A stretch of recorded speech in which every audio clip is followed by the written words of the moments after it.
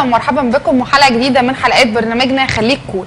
الشباب دايما بيكون عندهم طموحات واهداف لابد ان هم يحققوها، لكن مش بيكونوا عارفين ايه هو السبيل او الطريق اللي بيقدر يوصلنا ان احنا نحقق اهدافنا وطموحاتنا. اوقات كتيره قوي بتواجهنا مشاكل واعاقات بتخلينا نقف عند ان احنا ما نحققش طموح معين كنا بنحلم بيه او عند هدف معين كان نفسنا نعمله. النهارده بنشرفنا يعني ان احنا معانا استاذ مايكل كمال، خبير في التنميه البشريه. هو شاب صغير جدا عاش يمكن المشاكل اللي كلنا من الشباب عشناها. هيتكلم معانا النهارده من واقع مش ان هو خبير تنميه بشريه، لكن من واقع ان هو شاب ومر بالمراحل دي، ازاي قدر يتخطاها وازاي قدر يتحداها. احنا النهارده معانا نموذج نقتدي بيه ونحتذي به خيرا كده، ونشوف هو عمل ايه في حياته وايه المشاكل اللي قابلته وازاي يقدر يساعدنا ان احنا نتخطى هذه المشاكل. ازيك يا استاذ مايكل؟ مترحب بيك يعني قناه الطريق كلها. اهلا وسهلا استاذ مايكل، ازاي انا اقدر اتحكم في حياتي من المشاكل اللي بتقابلني؟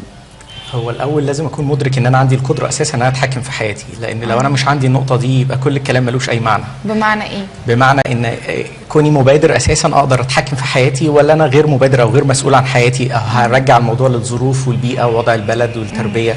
يعني انا من جوايا ايه عايز ايه بالظبط. لو انا اساسا ما خدتش اول خطوه في حياتي او حطيت الاول الكونسبت او المبدا ان انا مسؤول عن حياتي او مسؤول عن سعادتي او تعاستي، مش هقدر اغير. لو انا ما حطيتش النقطه دي مش هقدر اعمل تغيير، لو انا حطيتها هقدر اعملها. طيب طب ايه المفروض، ايه الحاجات اللي احنا نفسنا فيها كشباب؟ انت كان نفسك في ايه في يوم من الايام وحسيت ان انت مش قادر تحققه؟ هو مش مساله بصوره شخصيه، بس انا قصدي كل اي حد نفسه في اي حاجه، نفسه في شغل، في علاقه، في فلوس، في عربيه، في بيت، في اي حاجه احنا عايزينها. الحاجه اللي بنبقى عايزينها الهدف من وراها مش الحاجه في حد ذاتها. اغلب الناس بتبقى فاكره ان الهدف الحاجه اللي انا عايزها، الهدف مش كده. الهدف المشاعر اللي هاخدها من ورا الحاجه دي.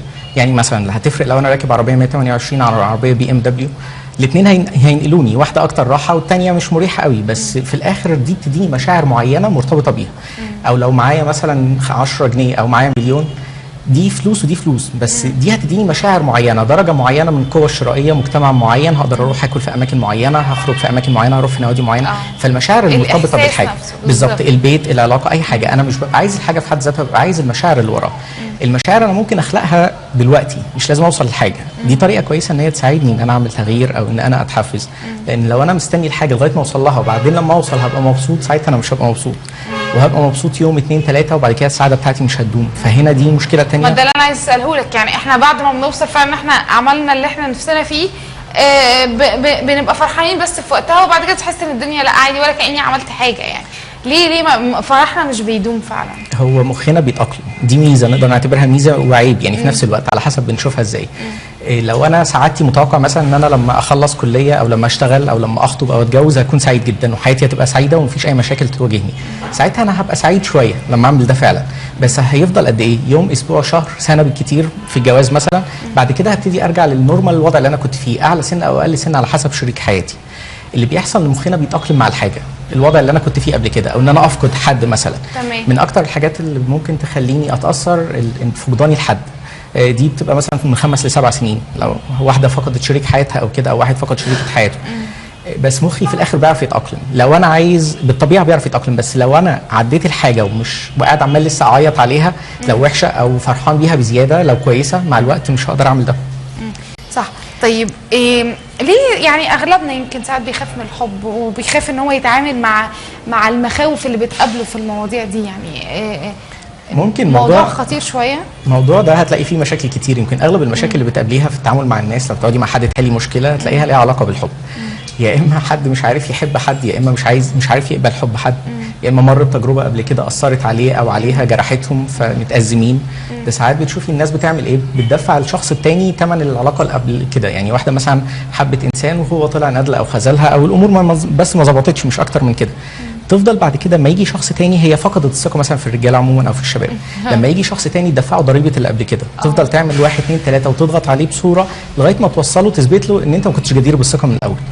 فهنا مثلا انا بسقط حاجه على حاجه، او بتبص تلاقي حاجه تانيه مثلا ان حد مر بتجربه معينه ما كملتش لسبب خارج عن ارادته مثلا، يفضل يدور على واحده زي دي، او الانسانه الثانيه او الانسان الثاني اللي يدخل معاه في العلاقه يبقى عايزه نفس الشخص ده، نفس الشخص اللي كان عايش عايش معاه بالظبط. هنا انت بتطالبي حد بحاجه هو مش هيقدر يعملها، لان هو مش دوره اساسا ان انا اكون الشخص التاني. فمحتاج ان انا اقيم كل واحد في حد ذاته. خرجت من تجربه شفت منها 1 2 3 ايه الحاجات اللي انا اتعلمتها ممكن تفيدني في ايه او تضيف لي ايه.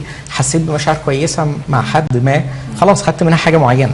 مش كل التجارب اللي انا بمر بيها معناها ان هي لازم تظبط او تكمل للاخر.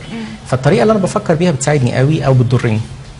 طب في حاجات عوامل معينه بتخلينا ان احنا نبقى متذبذبين في ان احنا نتخذ القرار المظبوط، او ان احنا يعني نتخذ مثلا لا انا هعمل كده او مش هعمل كده؟ هل الموضوع التربيه ليها عامل او ليها اثر؟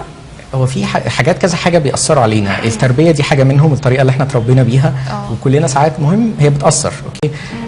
البيئه، يعني العوامل الوراثيه، ال3 حاجات دول بيأثروا. التربيه اللي انا اتربيت بيها مثلا اهلي حبوني، كرهوني، عاقبوني، كانوا بيسيبوني كتير، كانوا ايا كانت الطريقه بتاثر على نفسيتي بصوره معينه. البيئه بتاثر على الوسط اللي احنا فيه، وسط اجتماعي عالي قليل، درجه تعليم معينه وهكذا. المناخ او البلد او الوضع العام. الجزء الثاني الجينات او الوراثه. ال3 عوامل دول بيأثروا. بس لو انا قلت ان هم دول بس اللي بيتحكموا في حياتي، يبقى مصيرنا محكوم قبل ما نتولد. او اتولدنا في مكان، يبقى انا كده بقيت محكوم بجيناتي ومحكوم باهلي والطريقه اللي ربوني بيها ومحكوم بظروف البلد. لو احنا هم دول بس اللي بيأثروا، دول بيبقوا شماعه بالنسبه لناس كتير. بس لو هم دول بس اللي بيأثروا، مصيرنا محكوم. الفكره ان دول بيأثروا بنسبه، بس انا كانسان عندي حاجات ربنا مديهاني اعلى من كده، اقدر ان انا اتخطى ده. على سبيل المثال مثلا التربيه او التعليم بتاعي ممكن اتخطاه عن ان انا اقرا عن واحد تاني في ظروف مماثله في بلد تاني، في قاره تانيه، في عصر تاني، واجه مشاكل وقدر يتحداها. ساعتها مخي بيبتدي يفكر بصوره في حاجه اسمها ممكن. يعني انا كنت شايفها مش ممكن قبل كده ان واحد في الظروف دي يقدر مثلا يقاوم. لما نقرا مثلا عن ناس زي واحد زي فيكتور فرانكل مثلا، المعسكرات النازيه والاعتقال والامور دي، ومر بحاجات ما تتوصفش، قدر يخرج من دي بتجارب ونظريات وحاجات تانية، وكان في صحه نفسيه احسن من الناس اللي ساجنينه وهو اللي كان بيعالجهم. فلما انا ابص لحاجه زي كده، او واحد زي غاندي او واحد زي نيلسون مانديلا اتحبس 27 سنه، وفي حفل التنصيب بتاعه كان جايب الناس اللي ساجنينه مقعدهم في الصف الاولاني، قدر ان هو يسامح بصوره زي كده. لو انا بشوف تجارب بطريقه مختلفه، بتديني اطار او عدسه او فلتر مختلف، اقدر اقيم او افكر ان ده ممكن. قبلها انا بقول لا، عشان هم ربوني بالطريقه الفلانيه لازم يحصل كذا. بعدها لما بقرا او بشوف فيلم او اي صوره تثقيفيه او زياره او اي حاجه، بعيد حساباتي في الواقع او في الممكن. ده يساعدني كتير ان انا اتغير او اتخطى الاطار بتاعي اللي انا موجود فيه. طب لو في انفعالات بقى، انا ازاي اتعامل معاها؟ هو الانفعالات اغلب الناس بتتعامل مع الانفعالات على ان الانفعالات هي اللي بتقودني. بس الواقع بيبقى غير كده. الواقع ان افكاري هي اللي بتقودني مش انفعالاتي، والانفعالات بتتبع الافكار. يعني مثلا ابسط مثلا ممكن واحد يبقى واقف بيشرب حاجه مثلا، او واقف عموما او اي حاجه وحد خبطه، ممكن انفعاله خبطه خبطه جامده او كب عليه حاجه وهو بيشرب او بياكل او كده، الانفعال انت اعمى مش عارف ايه. لكن لو دور في اللحظه دي واكتشف ان الشخص ده كفيف فعلا، في لحظه واحده او جزء من الثانيه مشاعره هتتبدل من ضيق جدا لده عدم ذوق، وان حد قاصد وحد مش شايف يعني مش مفتح. هنا ايه اللي حصل؟ انفعالاتي اتغيرت في جزء من الثانيه نتيجه لتغيير فكري. فالفكر هو بيأثر على انفعالاتي، على المشاعر مش العكس. انا ببقى مدرك لده قد ايه؟ غالبا مش ببقى مدرك ليه. غالبا اغلب الناس مع الاسف بيعملوا ايه؟ بيخلوا المشاعر تقودهم. انا قادر احب دلوقتي، او انا قادر اقدم دلوقتي. طب انا وخطيبتي مثلا العلاقه ما بيننا مش كويسه، او عملت موقف معين ضايقني، هل استفزتني؟ هل المشاعر ساعتها في النقطه دي تخليني اتعامل معاها ازاي؟ هل انا بقف وباخد رد فعل مختلف او قرار مختلف في التغيير او في التعامل، او احب اكتر او ابذل او اعمل لها مفاجاه او اتلافى النقطه دي، ولا ان هي ما دام عملت هي كذا يبقى انا هعمل كذا؟ فاهم قصدي؟ اغلب الناس بتقف قدام النقطه دي وبتخلي مشاعرها هي اللي تقودها. طيب يعني في الماضي مثلا حصلت لنا مشاكل، خبرات مرينا بيها، تعرضنا ليها، ازاي تقدر تنصح ولادك بعد كده؟ ازاي المشاكل اللي انت مريت بيها وخلتها وكانت في يوم من الايام بتعوقك على انك تحقق هدفك او بتحقق طموحاتك، ازاي تقدر تعكسها بقى على ولادك؟ اول حاجه ما اسكتش عليهم الصوره الذاتيه بتاعتي، يعني ما اقعدش اعلمهم واقول لهم انا لما كنت في سنكم كنت بعمل كذا كذا، وانا عشان خايف عليكم ومصلحتكم بقول لكم كذا، انا بقول لكم خبره السنين. الجمله دي هم مش هيقبلوها خالص، واي حاجه بعدها اترفضت تماما من قبل ما نبتدي كلام. ليه؟ لان انا هنا بعمل ايه؟ انا بقول له ان انت حياتك انت ما واجهتش حاجه، انت صغير قوي او انت صغيره قوي، انا اللي عارف كل حاجه وانا اللي واجهت 1 2 3. طبعا هو كشاب او طفل او مراهق، او المراهقه دلوقتي ما بقاش ليها سن حتى من الاطفال، يجرب يمكن حابب يجرب، وهو ده يخصك انت او يخصك انت يا بابا او يا ماما. انا مش عايز اعمل ده، انا عايز اعمل الموضوع بطريقتي. ممكن يعمل نفس الحاجه، ممكن يغلط نفس الغلط، بس هو عايز يجرب. احسن طريقه ان انا اوصل لعلاقه ان الشخص ابني او بنتي يكون هو اللي عايز يسمعني. الوقت ده النصيحه ساعتها هتبقى مقبوله. ساعتها احنا في درجه صداقه، مش في درجه اب وابن او ام وبنت او ام وابن وكده. مش بعلم، انا موجود، احنا اصحاب، لو انت او انت محتاج حاجه معينه انا هكون موجود، اعتبرني حد من اصحابك القريبين هقدر ان انا اساعدك. في الوقت ده الكلام هيبقى مقبول، وفي نفس الوقت ما اقعدش اسكت التجربه الذاتيه بتاعتي. زي مره كنت قاري حاجه كان بيقول ان من وجهه نظر كل الاباء ان هم كانوا الاوائل على فصلهم في وقت ما كانوا في سنهم. كل الاهل بيقولوا نفس الكلام، او انا كنت بروح المدرسه بجزمه مقطعه وكنت بعمل مش عارف ايه، بيقعدوا يسكتوا السيره الذاتيه بتاعتهم. بحسسه ان حياتك انت تافهه جدا، وانا موفر لك كل حاجه، معاك موبايل ومعاك كذا ومعاك كذا ومعاك كذا، احنا اللي تحدينا واحنا اللي واجهنا وكنا بنسهر ليلتين وكنا بنذاكر على الله بالجاز ونقعد نقول كلام معين. هنا هو مش عايز الكلام ده. لو انا قدرت ابني علاقه بصوره كويسه الكلام ساعتها بقى مقبول، وما اسكتش الصوره الذاتيه بتاعتي، افهم الحاجه من وجهه نظره، من التحديات اللي هو عايشها دلوقتي، من البيئه اللي هو فيها. هو مش عايز يسمع الخبره من 20 سنه او من 30 سنه او من 50 سنه، هو عايز يعيشها دلوقتي بصوره معينه. حلو قوي. طيب طيب انا دلوقتي المفروض ان انا اعرف اكون احدد اهدافي واعرف الطريق اللي انا عايز اسير عليه فيما بعد ذلك. ايه ازاي تقدر تحدد اهدافك وازاي اقدر امشي على الطريق السليم؟ في كذا حاجه، بس ممكن مثلا من اهمهم ان انا برجع من ورا لقدام. يعني بمعنى مثلا انا عايز لما ابقى عندي 50 سنه اكون وصلت لغايه فين، عايز لما اكون عندي 60 سنه اكون وصلت لغايه فين. دي بتساعدني اكتر، لان ساعات وانا دلوقتي 20 10 15 وات ايفر عمري مش عارف همشي ازاي، الدنيا مش واضحه بالنسبه لي، حاسس ان كل حاجه بمشي فيها مش بتوصل، او مش عارف اساسا ايه اللي انا عايزه او امشي فيه ازاي. لكن لما برجع من ورا لقدام بيبقى عندي رؤيه، بنزل خطوه خطوه، بفضل انزل خطوه خطوه من اخر حاجه انا عايز اوصل لها لغايه ما بوصل دلوقتي. ساعتها بتساعدني اكتر ان انا اعرف انا ايه اللي انا ممكن اعمله دلوقتي. دي طريقه كويسه. حاجه كمان ان انا اشوف حد نجح في الحاجه اللي انا عايز اعملها واخد منه نمذجه يعني، بس مش تبيكال او مش اقتباس تام، بس اشوف الحاجات الاقرب. يعني زي مثلا انا عايز اكتب كتاب، هشوف دور النشر واشوف حد كتب كتاب واشوف مين الموزعين، وهشوف هاخد خبره حد عمل حاجه بالصوره دي، او هعمل فيلم او هعمل حاجه بصوره معينه، اشوف حد خاض نفس التجربه وهاخد منه خبرات. دي هتفيدني ان انا هاخد منها بعض الحاجات اللي تناسبني وهتاثر لي شويه الوقت وتقلل لي المخاطره شويه. ساعات ان انا ببقى عايز لو انا هبتدي من الزيرو، طب ما انت مش محتاج تعيد اختراع العجله، يعني هم اخترعوها طور فيها، بس انت تضيف لها حاجه، زود فيها او حسن فيها عشان توصل لحاجه احسن. طب انت ازاي بتقدر تتعامل مع الخبرات بتاعتك؟ يعني ايه بتتعامل مع الخبرات بتاعتك؟ يعني خبراتك اللي انت عشتها مثلا فتره معينه بتقدر تستخدمها في المستقبل؟ اكيد، بس في حاجات برضو بالرغم من كل ده ان احنا ما بنقدرش يعني بنكرر اخطائنا ساعات بنكرر اخطائنا. بالظبط، يعني احنا بنفتكر ان انا عرفت الموضوع ده او مش هقع في الغلطه دي تاني. لو انا بفكر في نفس الحاجه غالبا هعيدها. الفكره ان انا اروح للحاجه اللي انا عايز اوصل لها، مش الحاجه اللي انا خايف منها. لو انا سايق وخايف ان انا ما اخبطش هخبط، لو انا سايق وخايف باصص في الجنب وبحاول ما افكرش في الموضوع ده هحود بالجنب. يعني الحاجه اللي انا بخاف منها هي اللي بروح لها، مش الحاجه اللي انا عايز اروح لها. فما ركزش كتير على مخاوفي، يعني لان المخاوف كده كده هتكون موجوده. خبراتنا بنستفيد منها بنسبه، وممكن نتعلم من ناس تاني، زي القرايه، الكتب، الافلام، الخبرات ناس تاني اكبر مننا. النقط دي برضو ممكن تعلمنا يعني.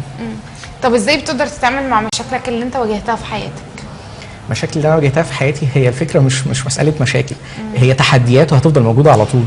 يعني الليفل او مستوى التحدي او المشكله، انت بتقابلي دلوقتي مشكله، بعد سنه عندك مشكله تانية مش في نفس النقطه دي، ممكن تكون في نفس النقطه دي، ممكن تكون في ليفل تاني او في مستوى تاني او في بعد تاني في حياتك.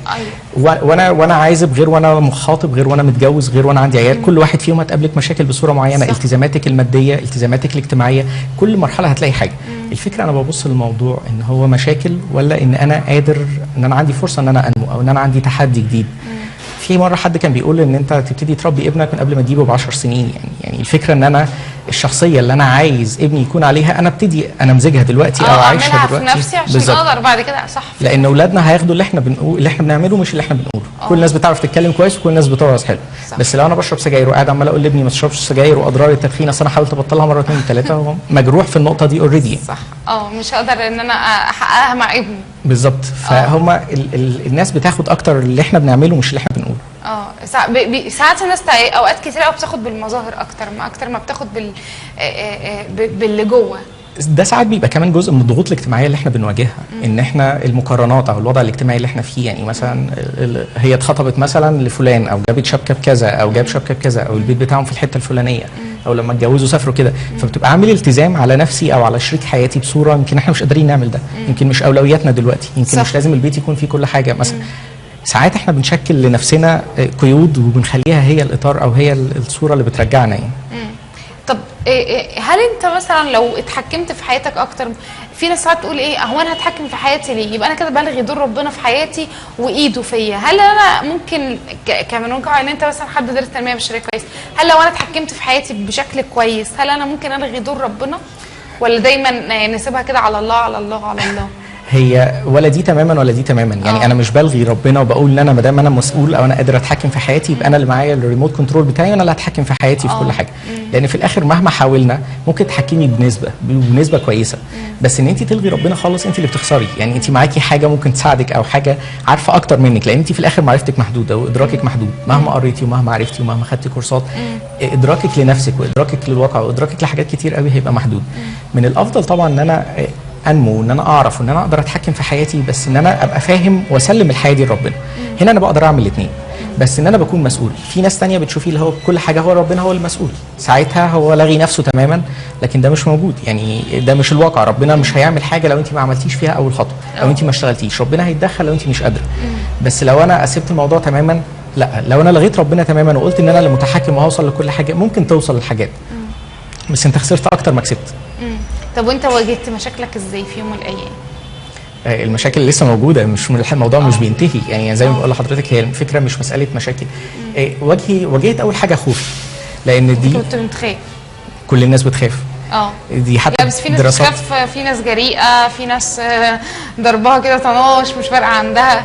نسبيا احنا بنقول بتخاف او مش بتخاف من ايه. يعني زي مثلا في حد بيخاف ان هو يقعد يتكلم قدام الناس او يحاضر او قدام كاميرا، في واحده بتخاف من الصرصار، في واحد بيخاف من يتخانق، او واحده بتخاف من كده. اكتر حاجه بتخاف منها ايه؟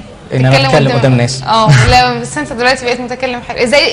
ازاي قدرت تكسر الحاجز الخوف اللي عندك ده؟ قريت الموضوع ودرسته. يعني انا قريت لدراسات لناس اتكلمت عن الخوف وازاي تواجه الخوف. فمنهم مثلا حاجه ان انت كنت شايفه ان انا ما دام خايف من حاجه مش هعملها. ده كان اغلب تفكير الناس وده كان تفكيري، بس الواقع بيقول غير كده، او الدراسات بتقول ان افضل طريقه للتفكير او التعامل مع الخوف ان نواجه الحاجه اللي انت خايفه منها. دي الطريقه كويسه. حاجه كمان ان الخوف هيفضل موجود طول ما احنا بننمو، ان كل الناس بتواجه الخوف، ان من الافضل ان انا اواجه الخوف مره واحده بس عن ان انا اعيش بالخوف كله. كل الافكار دي لو انت بتقدري تستوعبيها وتطبقيها في حياتك هتكتشفي ان الدنيا ابسط من كده. الدنيا ابسط من كده بكتير. صح. طيب خلينا ساعات شباب كتير قوي مش بيكون لاقي القدوه. ازاي الاقي القدوه؟ ازاي تاثر فيا؟ هي القدوه حاجه هل لها تاثير ولا لا؟ برضه يعني كذا سؤال في بعض. القدوه هي حاجه مهمه جدا وبتاثر فينا كلنا سواء كنا شباب او كبار او صغيرين. الفكره كمان انت بتاخدي قدوه منين؟ في ناس سايبه التلفزيون شغال بيزن طول الوقت مثلا وبتاخد القدوه من فيلم، من مسلسل، من برنامج، اي حاجه موجوده بتاخد منها. باللاوعي بنتشرب. يعني احنا بنفتكر ان احنا واحنا صغيرين ما تتكلمش مع فلان، ما تشتمش، ما تضربش، ما تصاحبش فلان. ولما بنكبر بنقدر نفلتر الكلام ده. الواقع غير كده، ان احنا الواقع لما بنكبر بنقدر فعلا بنفلتر سنه، بس الواقع بيفرض نفسه علينا في الاخر. ان مخنا او اللاوعي بيتشرب حاجه.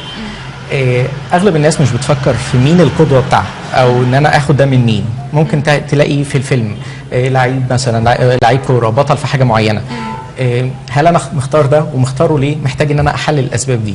في حاجات تانية ان انا ممكن اشوف لو الشخص ده موجود دلوقتي هيتكلم معايا ازاي، او ان انا اخد رايه في حاجه، اقرا عنه، ادرس شخصيته، اسمع له انترفيو مثلا لو هو واحد من الناس اللي عايشين او موجود ليه حاجه موجوده، اتعامل معاه، اتعايش معاه كتير لدرجه ان هو ابقى فاهم فكره كانه بيقدر يوصل لي رساله بصوره معينه.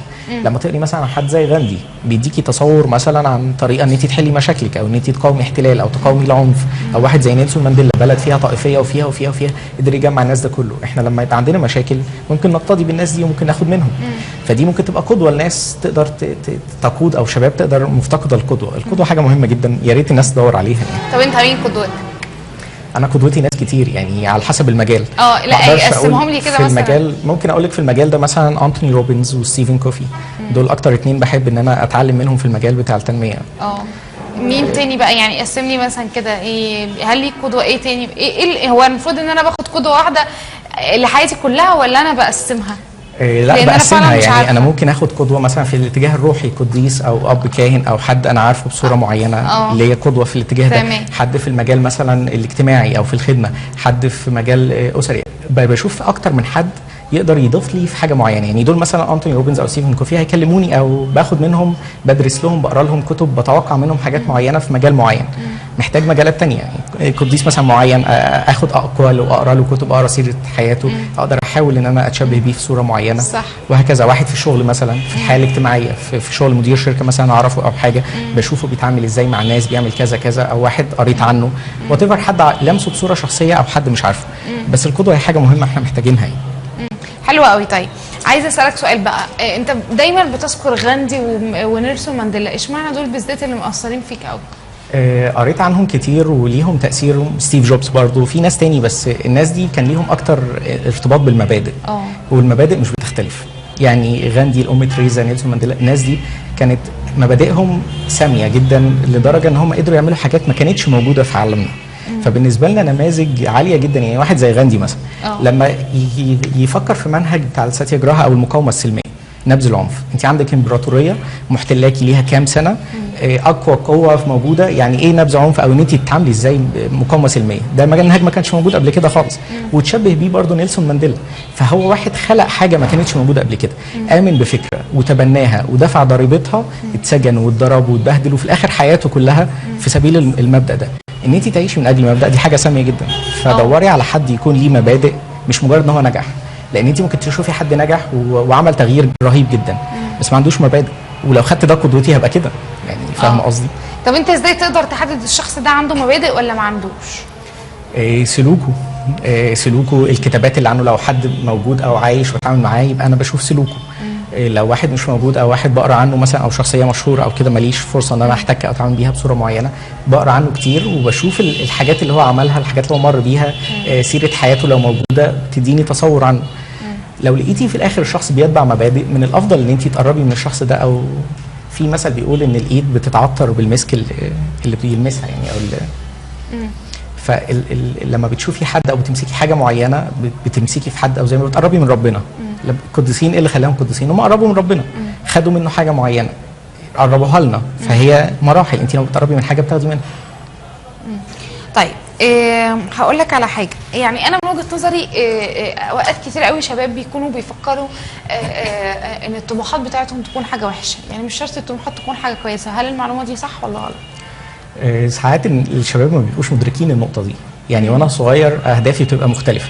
لما يبقى عندي 50 سنه او 40 سنه او 30، كل مرحله في كل 10 سنين مثلا بيبقى ليا اهداف معينه. وانا صغير قوي بيبقى اهدافي، او في بدايه في ال 15 20 في الرينج ده 25، بيبقى اهدافي قوي ان انا انجح، ان انا اثبت نفسي، ان انا اجيب فلوس، ان انا اعمل كذا. مع الوقت بكتشف ان انا فقدت حاجات ممكن تكون كانت اهم، او على الاقل مش فقدتها، ممكن اكون ما قدرتهاش. العيله مثلا، الاصدقاء، شريك حياه، ان انا ارتبط، ان انا يكون عندي اولاد، حاجات اهم بقدرها بعد كده. حاجه من الحاجات المفيده في الموضوع ده ان انا اتعلم من الناس اللي اكبر مني. يعني مثلا عملوا ابحاث وحاجات مع ناس في اخر حياتهم، قالوا لهم ايه الحاجات الاهم بالنسبه لهم.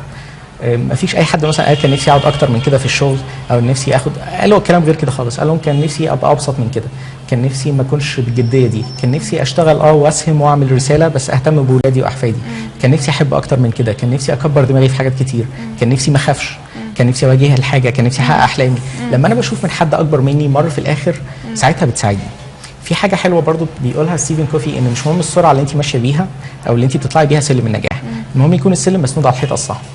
لان انت بتشوفي الناس بتطلع بسرعه قوي، وبعدين بعد قضت 10 سنين في حاجه معينه، بتاخد حاجه، بتدرس حاجه، بتعمل شهاده، بتعمل حاجه معينه، وفي الاخر تدرك هو ده بس.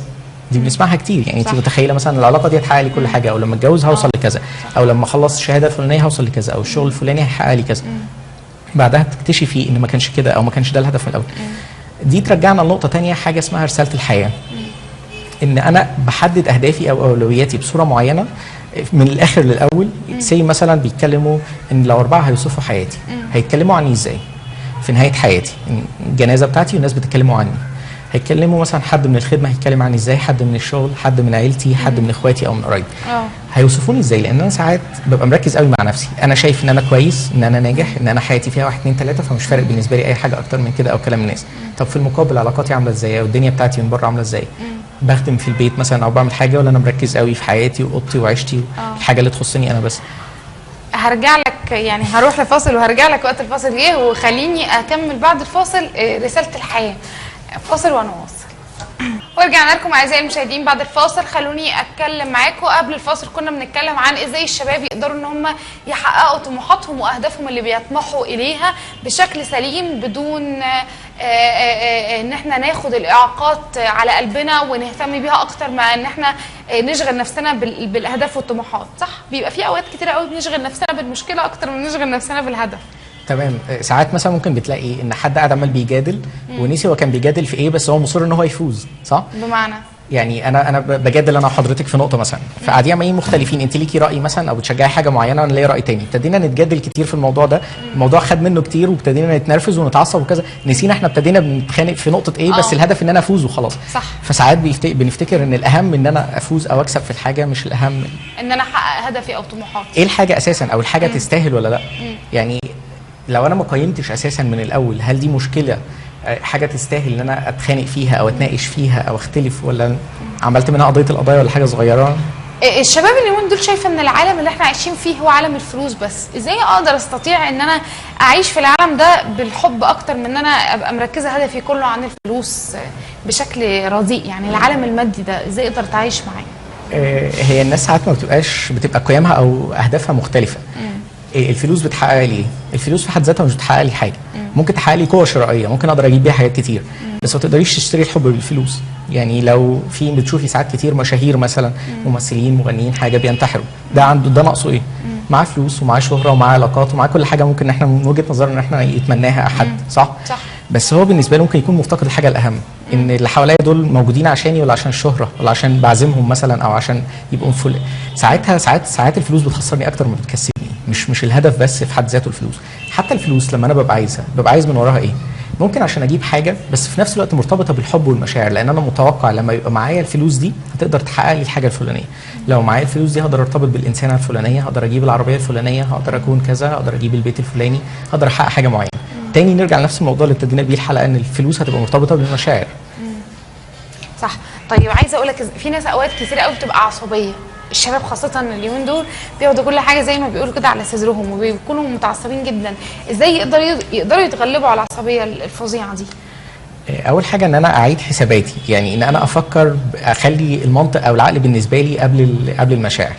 في نوعين من الناس، بيصنفوا الناس نوعين، ناس انفعاليين وناس مبادرين. الناس الانفعاليه يعني الشخص اللي هو مشاعره هي اللي بتقود افعاله.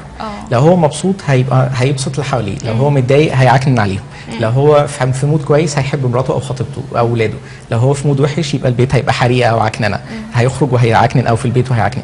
هنا ده شخص انفعالي، على حسب البيئه اللي موجود فيها او الظرف او الدنيا ماشيه ازاي انا بتعامل. في شخص تاني هو شخص مبادر، ده بيقرر انا عايز احس ايه دلوقتي، الدنيا فيها 1 2 3 المشاكل. الموضوع ده مش بيبقى سهل على فكره، مش بالصوره اللي احنا بنتكلم فيها، ده محتاج تدريب كتير، مره واثنين وثلاثه وعشرة. اللي بيحصل ان انا اول مره بعدي الموقف، يعني زي مثلا موقف معين انا عارف مثلا ان مراتي بتتكلم كتير وانا مش قادر اسمع دلوقتي، او انا تعبان من الشغل، او ان اولادي مثلا بيتشاقوا وبيتنططوا، انا متوقع موقف معين بيحصل وبمر بيه كتير، هقعد اتخيله، هفكر فيه، لما يحصل الموقف ده هعيد حساباتي وهكون اهدى مثلا. انا فكرت في الموضوع بالصوره دي، لما ابتديت اتحط في الموقف اول مره هعدي تاني الموقف كله مش هفتكره بعدها بيوم او بعدها بكذا ساعه، تاني مره هفتكره بعدها بشويه، تالت مره هفتكره في اخر الموقف، رابع مره هفتكره في نص الموقف. يعني الموضوع بيبقى محتاج تدريب لدرجه ان انا اوصل لنقطه معينه ابتدي احس بنفسي وانا بتعامل، او قبل ما اتعامل اساسا اوصل للانفعال. زي ما قلنا من شويه ان المفروض ان افكارنا بتقود مشاعرنا، اغلب الناس بتهمل النقطه دي وبتخلي المشاعر هي اللي بتقود افكارهم. عامة احنا ناس كاشخاص كبشر مش عقلانيين قد ما احنا انفعاليين. يعني الانفعال بتاعتنا او مشاعرنا بتقود عقلنا مهما حاولنا ومهما كنا متوقعين ان احنا ممكن نعمل غير كده. على سبيل المثال مثلا عملوا تجارب، خلوا حد يستفز واحد بقصد، وكانوا بيصوروا الموضوع بصوره افتراضيه، واحد يستفز واحد وهو داخل مكان، وبعدين خلوا حد يقولوا له ان انت ممكن تعمل مقلب في الانسان ده، ضايقه او خبطه او استفزه او شتمه او كده. كان الشخص ده مقبل اكتر ان هو يعمل معاه حاجه ينتقم منه. صح. لما الشخص ده كان بيعتذر او كان ذوق خبطه مثلا بس اعتذر في الموقف ده ومش عارف ايه، لما بيقول له ممكن تنتقم منه بيقول لا ما كانش قصدي. فاحنا بنبقى عاطفيين، لو انا ملت لحد اكتر هقدر ساعتها انجذب ليه او اعمل حاجه كويسه، لو انا قفلت من الحد هبقى بالنسبه لي مش قادر ان انا احبه او بدور ان انا اعاقبه يعني. طب في ناس بتبقاش عارفه تتعامل مع المعتقدات والعادات والتقاليد اللي قدرت تسيطر عليها، وساعات بتعوقهم عن ان هم يحققوا اهدافهم وطموحاتهم. كلنا بنتاثر بالحاجات اللي احنا مرينا بيها، ده ما نقدرش ننكره. بس لو قلنا ان هو ده العامل الوحيد اللي هيأثر علينا، يبقى احنا ضحيه البيئه بتاعتنا او طريقه التربيه زي ما قلنا قبل كده. المعتقدات بتاعتي ساعات كتير انا مش ببقى مدرك ليها اساسا، يعني انا مش ببقى مدرك للمعتقد اللي عندي، اللي حواليا قالوه لي مره واثنين وثلاثه وعشرة، اترجم بالنسبه لي معتقد، وبعد كده بدات اتعامل من خلاله. ما بقتش مقتنع اساسا او مش بفكر ان انا ده ولا مش ده. على سبيل المثال مثلا اديسون اللي عملته مامته، يعني اديسون لما اتطرد من المدرسه وبعتوا لها جواب ان ابنك غبي جدا لدرجه ان هو مش قادر يتعلم، هيكتفي بالكلام ده. هي مسكت الورقه وقعدت تقرا له، قالت له ان انت بيقولوا ان انت ذكي جدا وامكانيات المدرسه محدوده ومش هتقدر ان انت تتعلم حاجه اكتر من كده، محتاج ان انت تتعلم في البيت. لقى الورقه دي في البدروم تحت بعد ما مامته توفت، فقعد يعيط، اتفاجئ يعني من الموضوع ده. مامته هي اللي عملته، كانت بتعلمه، كانت بتجيب كتب وكانت بتقرا وكانت بتثقفه بصوره معينه، واديته معتقد ان انت تقدر تعمل ده. واحد زي ستيف جوبز مثلا كان في عنده خلفيه معينه واهله عرضوا له التبني وسابوه كذا كذا، بس لقوا ناس تاني اتبنوه وادوا له حب. هنا انا بدور على معتقدات بصوره معينه تدعمني، ولا انا بختار معتقدات غالبا مش بختارها او بصوره سلبيه، او الاسوء ان انا اختارها اساسا. المعتقدات بيشبهوها مثلا ان هي عامله زي ترابيزه ليها رجلين. عشان انا اغير معتقد، الترابيزه دي فكره في حد ذاتها، الرجلين اللي دعماها دي لو ترابيزه قرص بس فكره، ليه رجل واحده مش هيقدر يقف، ليه رجلين اتنين مش هيقف، ثلاثه، كل ما بيزيد عدد الرجلين كل ما دي الترابيزه بتبقى اقوى او اثبت اكتر، صح؟ دي فكره. الفكره اللي عندي مثلا لو انا بقول ان انا ذكي او ان انا غبي او ان انا ناجح او ان انا ممكن اوصل لاي حاجه او ان انا مفيش حاجه هتكسرني، دي فكره ايا كانت ايه الفكره. ايه الرجلين اللي بتستند عليها الفكره دي؟ بيبقى في بالنسبه لنا حاجه اسمها ارجل مرجعيه او افكار كتير بتدعم الفكره دي. لو انا ما فكرتش فيها، ان انا مثلا عشان مريت بالموقف الفلاني، لان انا اتصرفت في كذا، لان انا عملت كذا كذا كذا، حاجات كتير قوي بتدعم فكره. طيب الفكره دي كانت سلبيه، ليها رجلين كتير قوي سلبيه كلها بتدعم نفس النقطه. عشان اغير الفكره دي محتاج ايه؟ محتاج اخلخل الرجلين دي او ابتدي اشكك فيها. يعني زي مثلا لو بيتقال غبي غبي غبي او فاشل او عمرك ما هتوصل لاي حاجه، دي فكره. في قناعات كتير، عشان جبت في كذا في امتحان وعملت كذا وانت صغير، ومشيت في المشروع الفلاني لما كبرت وما مشيش، مشيت في الخطوبه الفلانيه وعملت كذا، دي رجلين. ابتدي اهز الرجلين دي، هل فعلا انا فاشل تماما ولا، وابتدي احط فكره ثانيه مثلا ان انا ذكي او ان انا ناجح، ابتدي ادعمها برجلين تاني. انا ناجح في ايه؟ انا نجحت في كذا ونجحت في كذا ونجحت في كذا ونجحت في كذا، ابتدي ادعم الفكره بصوره ثانيه. لما بزود الرجلين دي بزياده بقدر اكون او اغير الفكره اللي انا بدات بيها من سلبيه لايجابيه. صح. بس انا ما ببقاش مدرك لده اغلب الوقت. ما بتبقاش مدرك للموضوع ده. ما ببقاش مدرك ان في فكره اساسا بتحركني. طيب انا عايزه اسالك، يعني اوقات الوقت بيبقى ضيق على ان انا حاطه هدف معين، بس الوقت مش سامح، الوقت ضيق، ازاي انا اقدر اتعامل مع الموضوع ده؟ الوقت هي بتبقى مشكله، ممكن يكون سوء تخطيط من الاول. يعني انا عايز اوصل مثلا، انا باخد 1000 جنيه مثلا وعايز اوصل لمليون خلال سنه، وما عنديش اي خطه ان انا اعمل ده. فهنا مش مشكله وقت، مشكله عدم واقعيه، ومش مشكله لان الحلم كبير. بس لو رجعت مثلا من المليون يبقى محتاج كام في الشهر، طب محتاج تعمل ايه، يبقى محتاج كذا، هتقسمه بواقعيه ازاي عشان تقدر تعمل ايه دلوقتي. لو وصلت للموضوع ده وعملت حاجه دلوقتي حققت ده هتوصل له. لو ما عملتش كده يبقى عمرك ما هتوصل له بالصوره دي. فدي هنا عدم واقعيه. الجزء الثاني او الشق الثاني ان انا ساعات بحط حاجه ومش بكون عندي التزام كافي ان انا التزم بالوقت. يعني انا بحط هدف وعندي الحلم ان انا اوصل لكذا بعد سنه، ما خدتش ولا خطوه، السنه قربت تخلص او فات منها شهرين او فات منها قد كذا، مشيت انت فيها قد ايه؟ حطيت، قعدت في اول السنه مثلا حطيت اهدافك واولوياتك ورتبت الدنيا ماشيه معاك، حسبت السنه اللي فاتت وصلت لغايه فين دلوقتي. لو ما عملتش ده هتلاقي في مشكله. في حاجه تاني في حته الوقت، ان المشكله مش في الوقت، دي الوقت، المشكله في اداره الوقت. لان كلنا عندنا 24 ساعه. رئيس الجمهوريه والموظف الصغير واللي بيشتغل شغلانه بسيطه والشغلانه كبيره، ايا كانت ايه الشغلانه، هي 24 ساعه. انت بتستغل او انت بتستغل ال 24 ساعه دول او بتقسمهم ازاي؟ 5 6 ساعات على الفيس وبعدين كذا، وفي الوقت الفراغ بعد كده بشتغل او بعمل حاجه او بذاكر. ساعتها هنا نبقى عندي مشكله في الوقت، ولا بلاقي وقت ان انا اصلي او اعمل كذا او ازاي اقسم وقت؟ انت عايز تقول كده بالظبط. المشكله في حد ذاتها مش ضيق وقت قد ما هي اداره وقت، اداره سيئه للوقت. ودي بتنعكس ممكن لعدم وجود اولويات، لان انا مش عارف لو وفرت وقت. يعني ساعات لما بنتكلم في اداره الوقت مثلا، اول نقطه نبتدي فيها ان حته رساله الحياه، او انت تعرف انت عايش ليه او عايز توفر وقت لايه. لان انا ممكن اقول لك وفري وقت مثلا بالصوره الفلانيه، يبقى توفر عندك وقت ساعه او ساعتين في اليوم، اوكي كويس جدا، بس هعمل فيهم ايه بقى الساعه او الساعتين دول؟ لو انا مش عارف انا هعمل فيهم ايه، هقرا فيهم كتاب، هاخد فيهم كورس، هدرس لغه جديده، هعمل حاجه معينه، هخرج، هتعامل مع وات ايفر ايا كان الحاجه المشكله اللي عندي او الحاجه، ساعتها الوقت هنا ما بقاش ليه قيمه، انا بوفر وقت بس مش بعمل بيه حاجه. طيب عايزه يعني قبل ما اختم معاك، ازاي تحب تنصح الشباب؟ احب انصحهم ان ما يستسلموش لحاجه عموما. بلاش ان هم يبصوا للتحديات اللي بتواجههم، يبصوا اكتر للامكانيات اللي عندهم، لان كل واحد فينا عنده امكانيات ايا كانت ايه حدودها، بس عندنا امكانيات. بتعامل معاها ازاي؟ في شخص بيسيبها تماما وفي شخص بيتعامل فيها فبيقدر ياثر اكتر. ان انا ما اكونش خايف من التجربه او المخاطره، بس تكون مدروسه بنسبه، ان انا اسمع نصيحه اللي اكبر مني. كل الحاجات دي بتساعد. استاذ مايكل كمال، يعني يا رب تكون النهارده استفدتوا معانا. بشكرك طبعا شكر كبير جدا على حضورك النهارده معايا في الحلقه. ميرسي. الشباب والشابات في كل مكان زي ما انتم سمعتوا من استاذ مايكل قد ايه الطموحات والاهداف وان هي ليها قيمه عندنا. كل شاب لابد ان هو يحط لنفسه طموحات واهداف، ما يهتمش باي حاجه بتعوقه.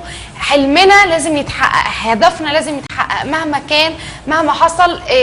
ايا كانت المشاكل اللي بتواجهنا لابد ان احنا ندرك زي ما استاذ مايكل قال، ندرك ان احنا ازاي نتخطاها وازاي نتعداها، وما ركزش على المشكله، ما تركزش على الطوب اللي موجود في الجبل، بالعكس ده انت تستغله ان انت تطلع بيه لغايه قمه الجبل. انا بشكركم شكر كبير جدا على استماعكم النهارده للحلقه. تصبحوا على الف خير وسعاده. معكم مارينا عاطف من قناه الطريق. في كتير طرق وسط الحياة